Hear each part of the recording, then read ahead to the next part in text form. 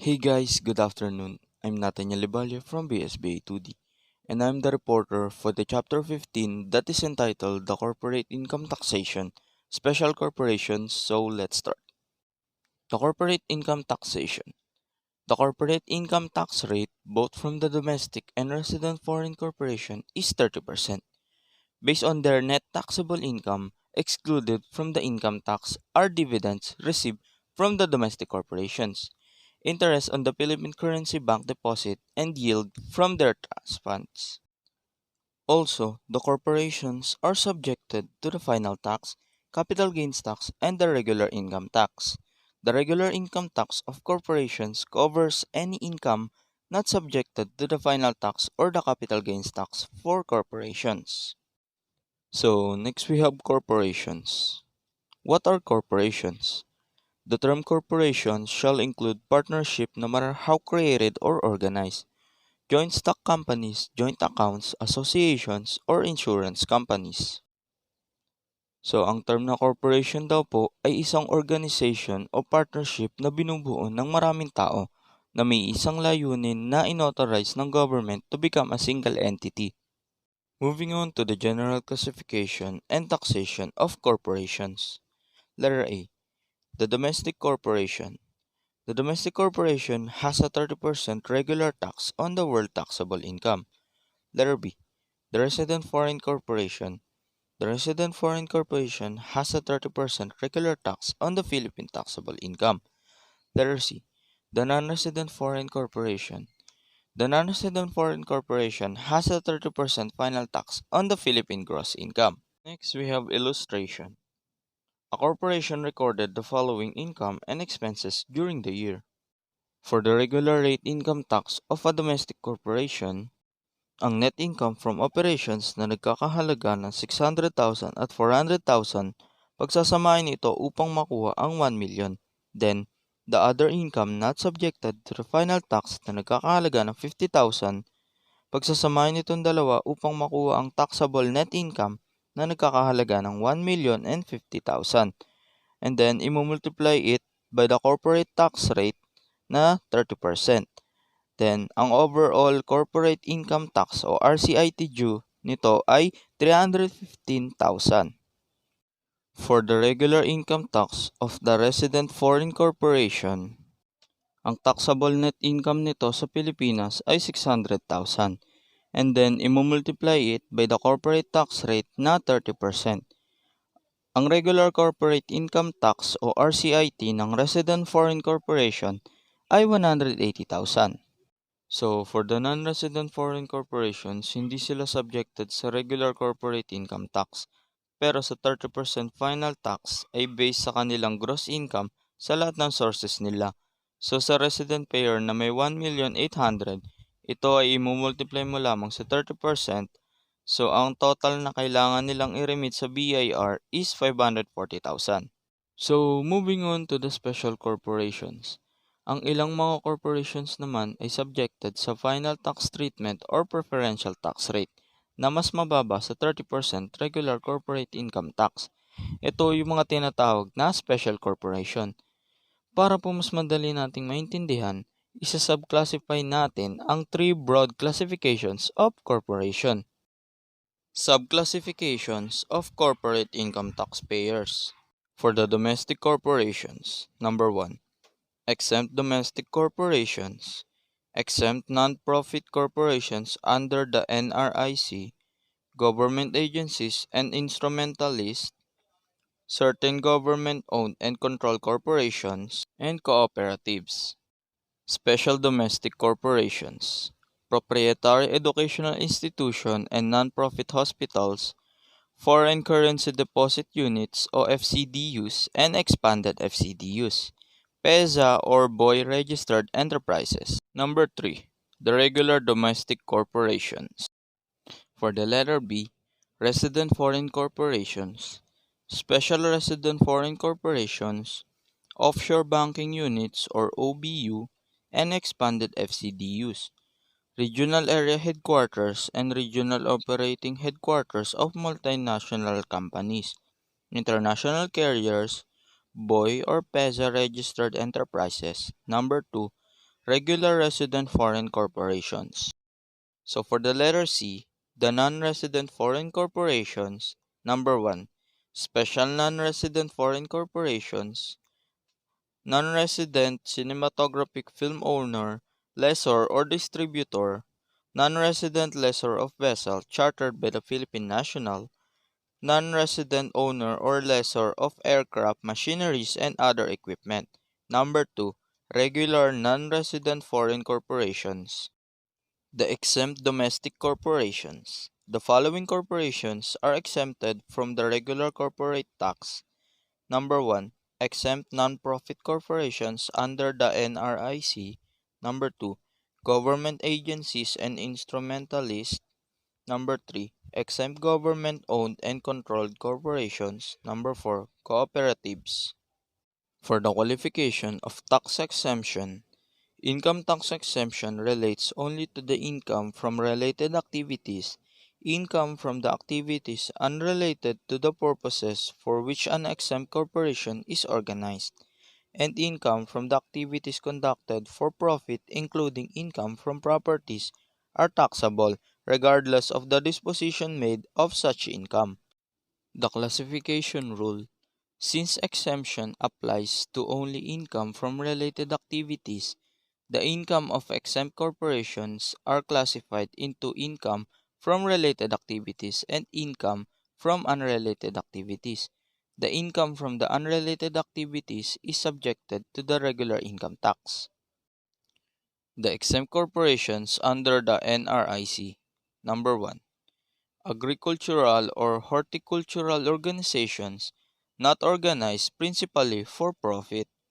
Number 2, mutual savings banks not having a capital stocks represented by the shares and cooperative bank without a capital stocks organized and operated from mutual purposes without profit.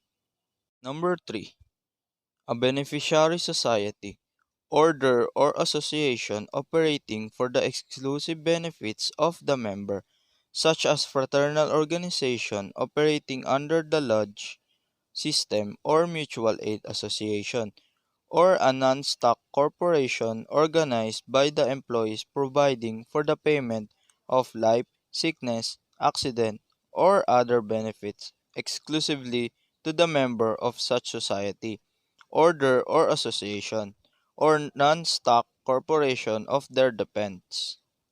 Number 4, cemetery company owned by the operated exclusively for the benefits of its members. Number 5, the non-corporation or association organized and operate exclusively for religious, charitable, scientific, athletic, or cultural purposes, or for the rehabilitations of veterans. No part of its net income or assets shall belong to or inures to the benefits of any member, organizer, officer, or any specific person. Number 6. Business league chambers of commerce or board of trade not organized for the profit and no part of the net income of which inures to the benefit of any private stockholders or individual. Number 7. Civic leads or organizational not organized for the profit but operated exclusively for the promotion of social welfare. Number 8, a non-stock and non-profit educational institution. Number 9, government educational institution.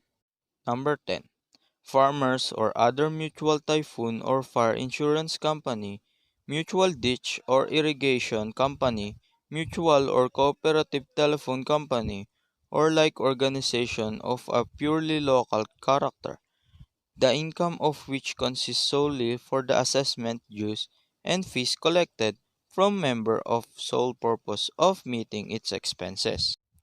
Number 11, farmers and fruit growers or like association organized and operated as a sales agent for the purpose of marketing the products of its members and turning back to them the proceeds of sales less the necessary selling expense on the basis of the quantity of produce finished by them.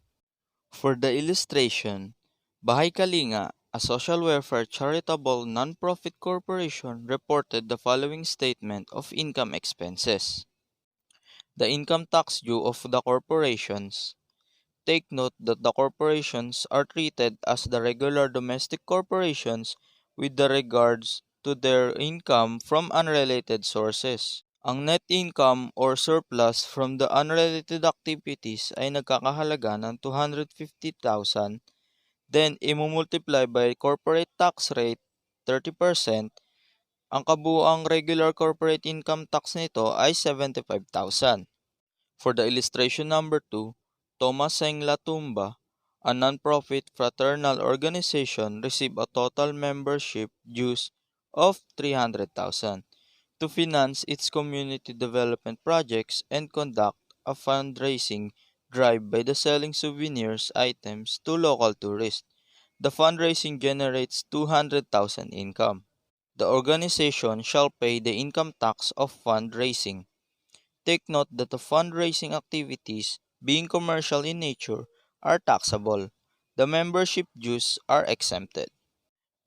Ang net income from fundraising activities ay nagkakahalaga ng 200,000 and then imumultiply by the corporate tax rate na 30%. Ang kabuuang regular corporate income tax ay nagkakahalaga ng 60,000. Next is the requisites for exemption of non-stock, non-profit corporations. Number 1. It must be a non-stock corporation or association organized and operated exclusively for religious, charitable, scientific, athletic, or cultural purposes, or for the rehabilitations of veterans. Number 2. It should meet the following test. Letter A. The organizational test. Its constitutive documents exclusively limits its purpose to one or more of the following religious, charitable, scientific, athletic, or cultural purposes or for the rehabilitation of veterans. Letter B. The operational test.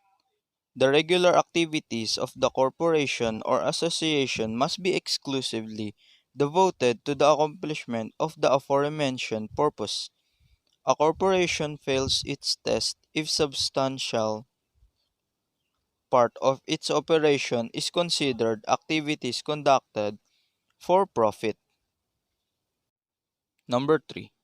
All net income or assets of the corporation or association must be devoted to its purposes, and no part of its net income or asset occurs to or benefits any members or specific person.